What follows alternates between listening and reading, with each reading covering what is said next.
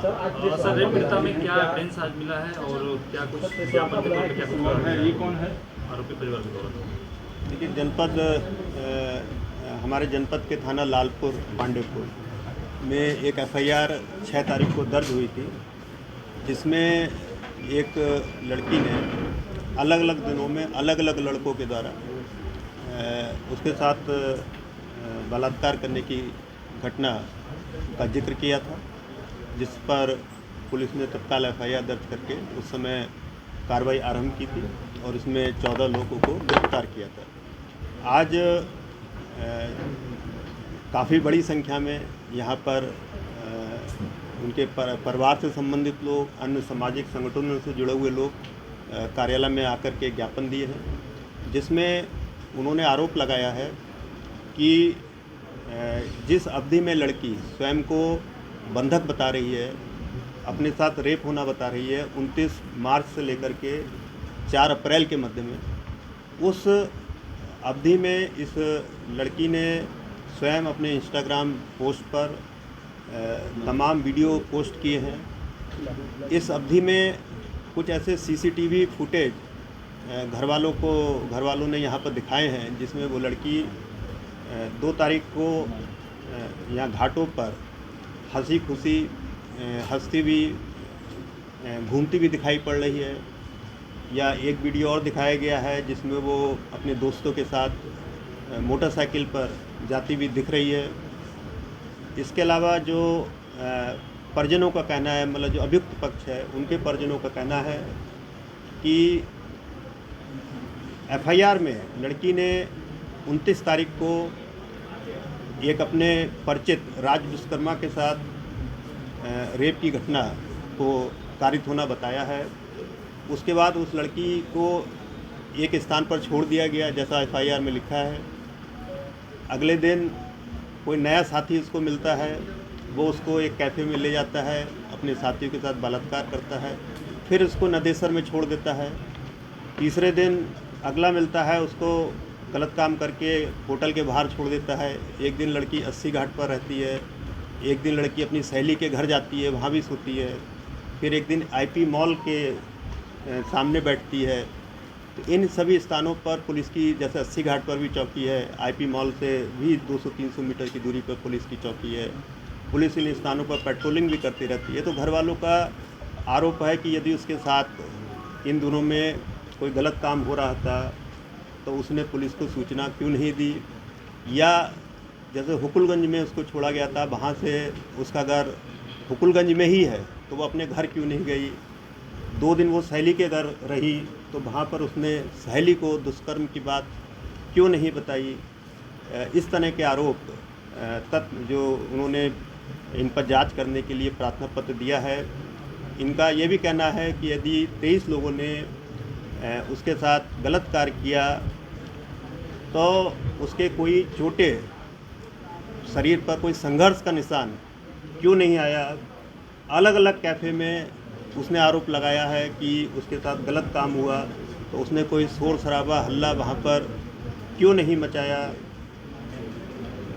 जो 23 लोगों के नाम, जिसमें से 12 नामजद हैं एफआईआर में, और कोर्ट में लड़की ने मात्र 9 लोगों को नामजद किया है।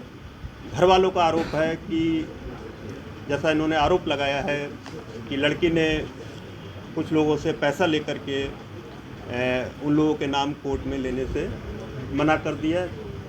इस तथ्य की जांच करने का उन्होंने आग्रह किया है। साथ में ये भी उन्होंने आरोप लगाया है कि इन लोगों से भी पैसे की डिमांड की जा रही है, और कुछ लोगों को ये डराया धमकाया जा रहा है कि यदि पैसा नहीं दोगे तो जो लोग अज्ञात में लिखाए गए हैं उसमें उनका नाम लड़की के द्वारा लिया जाएगा। इस तरह के आरोप घर वाले लगा रहे हैं। इसके अलावा कुछ और आरोप भी हैं, जैसे एक एफआईआर में 30 तारीख को दानिश नाम का लड़का लड़की के साथ कथित बलात्कार करता है, जैसा लड़की ने एफआईआर में आरोप लगाया है। वही लड़का 3 तारीख को पुनः लड़की को अपने मोटरसाइकिल पर बैठा करके पुनः ले जाता है और पुनः उसके साथ गलत काम करता है। तो घर वालों का आरोप है कि जो लड़का ऑलरेडी उसके साथ रेप कर चुका है, वो लड़की पुनः उसके साथ स्वेच्छा से क्यों जा रही है मोटरसाइकिल पर। एफआईआर में एक जगह जिक्र किया गया है कि मोटरसाइकिल पर 2 लोगों ने हाईवे पर लड़की के साथ गलत काम किया, जो कि घर वालों का कहना है कि संभव नहीं। इन्होंने प्रार्थना पत्र दिया है, कुछ सबूत भी दिए हैं, कुछ वीडियोज़ दिए हैं, इंस्टाग्राम की चैट दी है जिसमें इन्होंने दिखाया है कि एक इंस्टाग्राम चैट में लड़की स्वयं एक जिसको आरोपी बनाया है उसको मैसेज कर रही है कि मैं कैफ़े पहुंच रही हूं। मतलब लड़की स्वतः उसके कैफ़े पहुंची है, ना कि लड़के ने बुलाया है। और ये चैटिंग भी 2 या 3 तारीख की है, जिस अवधि में वो स्वयं को बंधक बता रही है। इसके अलावा जब पुलिस ने इसको बरामद किया तब भी ये लड़की, जैसा बताया गया है कि अपने घर जाने से प्रारंभ में मना कर रही थी। काफ़ी कन्विंस करने के बाद वो घर जाने के लिए तैयार हुई थी। सहेली नाव्या जिसके घर रुकने की बात आ रही है, उसके द्वारा भी किसी तरह की बात, उसका घर भी पीड़िता के घर से मात्र 500 मीटर की दूरी पर है, उसके द्वारा भी 2 बार उसके घर में रही है, जिस अवधि में उसको बंधक बनाने की बात है। लेकिन कोई भी सूचना पुलिस को या घर वालों को नहीं दी गई है। इन्हीं सभी बिंदु पर जांच करने के लिए इन्होंने ज्ञापन दिया है। इनके आरोपों के मद्देनज़र इस प्रकरण में एक एसआईटी का गठन किया जा रहा है, जिसमें डीसीपी क्राइम और डीसीपी जो हमारे बड़ला जोन के डीसीपी हैं, जो क्राइम भी देखते हैं, वो एक लेडी आईपीएस अफसर जो एडिशनल डीसीपी बड़ला हैं, उस क्षेत्र के ACP, SOG team, surveillance team और एक इंस्पेक्टर रैंक के आईओ इसमें तैनात किए जा रहे हैं, जो सभी तथ्यों की जांच करेंगे और ये सुनिश्चित करेंगे कि किसी के साथ अन्याय ना हो। और जो अज्ञात लोग इस मुकदमे में लिखाए गए हैं, 11 लोग अज्ञात दर्शाए गए हैं, उन लोगों की गिरफ्तारी भी तभी होगी जब एसआईटी की टीम पर्याप्त साक्ष्य ऐसे लोगों के खिलाफ, अज्ञात लोगों के खिलाफ प्राप्त कर लेगी। अगर सबूत पाए जाएंगे तभी किसी अज्ञात व्यक्ति को प्रकाश में ला करके सबूतों के आधार पर गिरफ्तारी की जाएगी। ये सुनिश्चित किया जाएगा कि किसी भी व्यक्ति के साथ धन-उगाही ना हो, उसको अन्याय ना हो, किसी के साथ, सभी के साथ न्याय हो। ये हम लोग पूरा प्रयास करेंगे।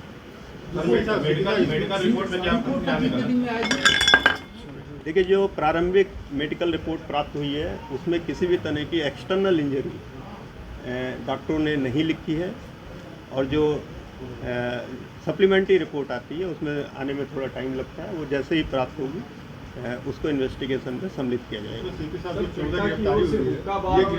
मसाज सेंटर वगैरह की चर्चा की गई है, क्या पुलिस को ऐसा कहीं कुछ मिल है? देखिए, पुलिस अपनी जांच कर रही है।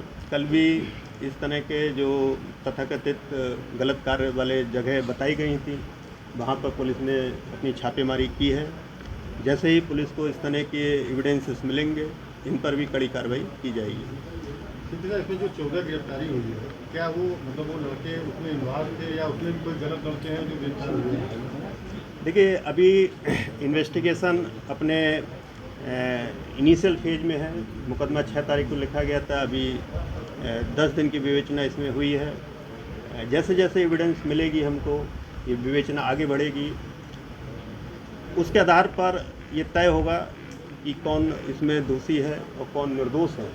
इस बात की संभावना से इनकार नहीं किया जा सकता कि जो 14 लोग जेल गए हैं उसमें से कुछ निर्दोष हों, क्योंकि जो कोर्ट में बयान दिया गया है उसमें कुछ लड़कों के नाम लड़की ने नहीं ली है, उनको हटा दिया गया है। तो अब इस बिंदु पर पुलिस पुनः जांच करेगी। जिनको पहले लड़की के बयान के आधार पर और एफआईआर के आधार पर जेल भेजा गया था और न्यायालय में जो बयान दिया गया उसमें कॉन्ट्रडिक्शन है, उन लड़कों के नाम नहीं है, तो इसकी पुलिस नए सिरे से जांच करेगी और एविडेंस के आधार पर अग्रिम कार्रवाई करेगी। 3 तारीख को इसकी गुमशुदगी दर्ज होती है और 4 तारीख को ये खुद आती है या पुलिस इसको जो है? देखिए, इसमें पुलिस को सूचना 4 तारीख की सुबह माता पिता के द्वारा दी जाती है।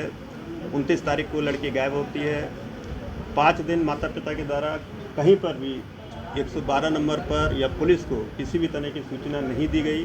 4 तारीख की प्रातः करीब 11 बजे के आसपास पुलिस को सूचना दी गई है। पुलिस ने तत्काल गुमशुदगी दर्ज करी है और पुलिस ने पूरा इनका चार्ट बना करके किन किन के यहाँ जा सकती है सब जगह दबिश दी है। और उसी के दौरान इसकी एक सहेली के घर से ये लड़की जो है पीड़िता को पुलिस ने बरामद किया है। क्या माना जा रहा है अभी तक की जांच में? देखिए, अभी जो प्रथम दृष्टया जिस तरह के आरोप लगे हैं, इन्हीं आरोपों के मद्देनज़र एसआईटी गठित हुई है। एसआईटी रिपोर्ट के पश्चात ही इस बारे में आगे मीडिया को बताया गया। देखिए, प्रायः इस तरह के बलात्कार के केसेस में 60 दिन के अंदर विवेचना पूर्ण करने के निर्देश होते हैं, लेकिन हम लोग प्रयास करेंगे कि 1 माह के अंदर इस विवेचना को हम कंप्लीट करें।